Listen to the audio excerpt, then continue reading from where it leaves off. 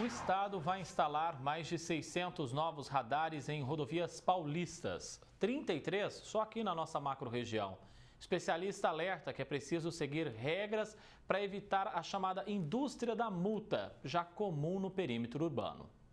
Os novos equipamentos vão ser instalados em rodovias como Cândido Portinari, Altino Arantes, Mário Donegá e Abrão Assede. O governo do estado pretende gastar mais de 200 milhões de reais para adquirir 649 radares. O edital para a contratação da empresa responsável já foi publicado e prevê como vencedora a proposta de menor valor. Eles interferem diretamente na parte da segurança viária, já que o excesso de velocidade contribui tanto para o total de acidentes aumentar, quanto para a gravidade das lesões que também acabam interferindo negativamente no trânsito.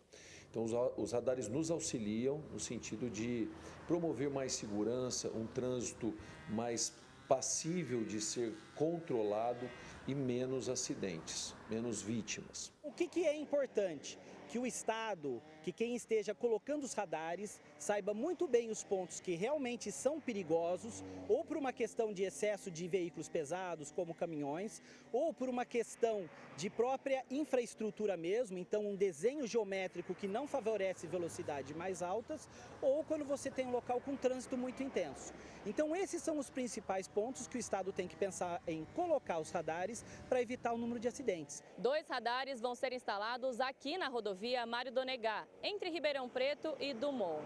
O governo divulgou ainda que mais de 80% dos equipamentos vão ser inteligentes, ou seja, capazes de fazer a leitura automática das placas dos veículos e transmitir as informações em tempo real ao DR, o Departamento de Estradas de Rodagem. Isso é uma ampliação das possibilidades que a gente pode atuar diante da verificação de qualquer inconsistência, ou seja, veículo que esteja com apropriação indébita, com alguma investigação criminal, com alguma participação em algum delito, enfim, todos esses veículos poderão ser detectados e acionados às viaturas mais próximas para que a gente possa fazer a intervenção, a checagem. A ideia é cercar cada vez mais as rodovias do estado e não dar margem para a ilegalidade.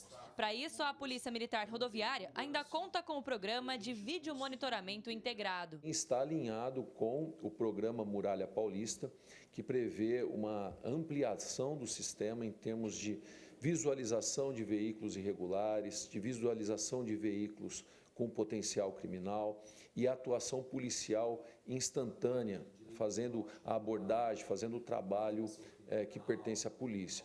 Então, de todas as formas, eles nos auxiliam, tanto na parte de segurança pública, na parte da segurança viária também nos auxilia. Só que para esses equipamentos funcionarem conforme o esperado, eles precisam seguir algumas normas de instalação.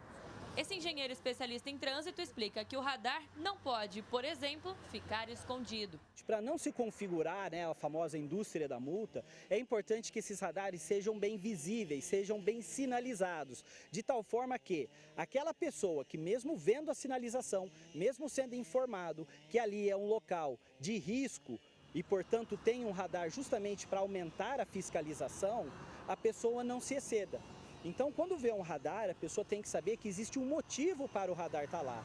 Ou é uma inconstância na geometria da via, ou é um local que de repente sob chuva pode ser escorregadio, ou porque tem muitos veículos pesados, ou o trânsito é intenso. O ideal, segundo ele, é que todas as ferramentas atuem juntas para fortalecer a educação e a consciência dos motoristas. Coloca-se os equipamentos e no primeiro momento, em vez de multar, já sair multando logo na colocação, não. Você deixar lá de uma forma instrutiva, isso é, podendo até deixar um agente no local sinalizando e até parando os veículos e informando que aquele trecho, por ele ter um alto índice de acidente naquela região e, portanto, a colocação do radar é uma garantia de fiscalização contínua, você começa a conscientizar, porque, veja, o objetivo não é receber o dinheiro da multa, não deveria ser receber o dinheiro da multa, e sim evitar que o excesso de velocidade aconteça. Alice Carvalho para o Jornal da Clube. Já no nosso canal digital da Clube está a doutora Ademar Padrão, advogado especialista em trânsito, para a gente seguir falando sobre isso. Doutora Ademar, as rodovias da macro-região vão ganhar então aí 33 novos radares. De que forma isso impacta no trânsito como um todo? Ótima tarde, bem-vindo, doutor. Boa tarde, André. Boa tarde a todos que acompanham e que assistem o Jornal da Clube no dia de hoje. André, veja, eu iniciei dizendo o seguinte. Primeiro, nós temos que pensar qual que é a concepção, por que existe isso.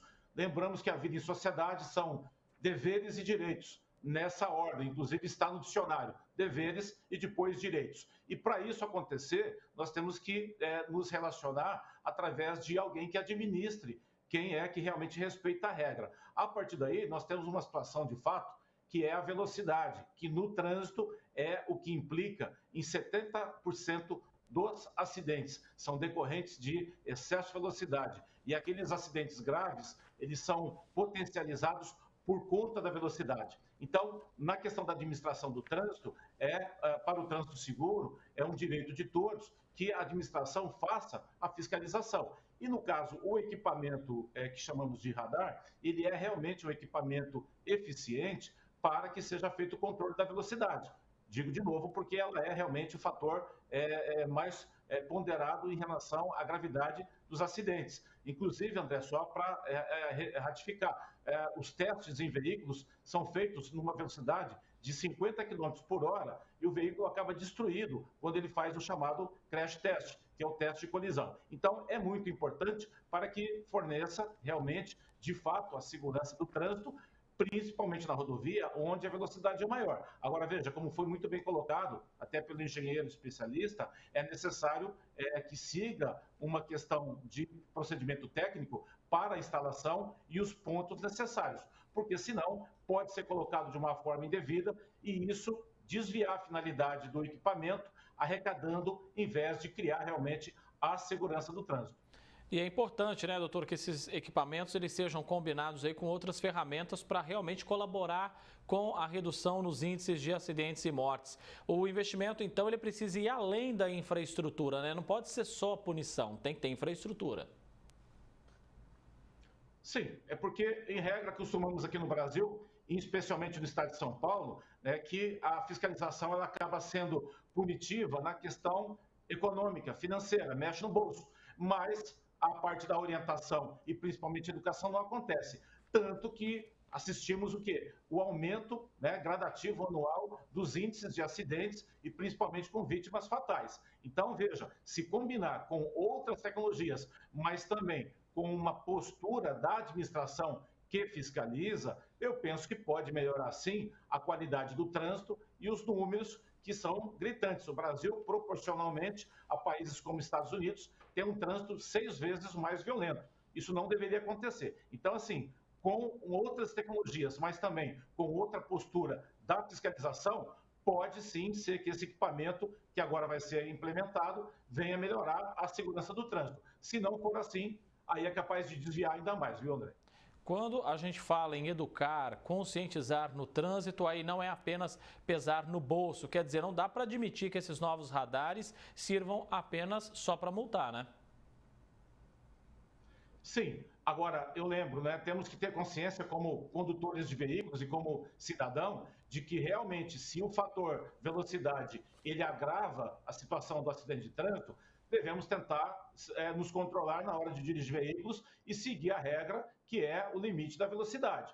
Não sendo assim, e o poder público fazendo a parte dele, quem sabe a gente pode melhorar e aprender. Agora, se o poder público também se valer dessa questão, como a gente tem assistido principalmente no âmbito das cidades, do ciclo urbano, se valer dessa questão, o poder público, para poder arrecadar, infelizmente a gente não vai criar mentalidade, pode até piorar o que está aí. A fiscalização deve acontecer, mas de uma maneira adequada e dentro da regra da lei, voltada a orientar e prevenir o acidente, e não apenas penalizar no bolso para arrecadar e investir ainda mais em novos equipamentos para arrecadar mais de novo. Aí não pode.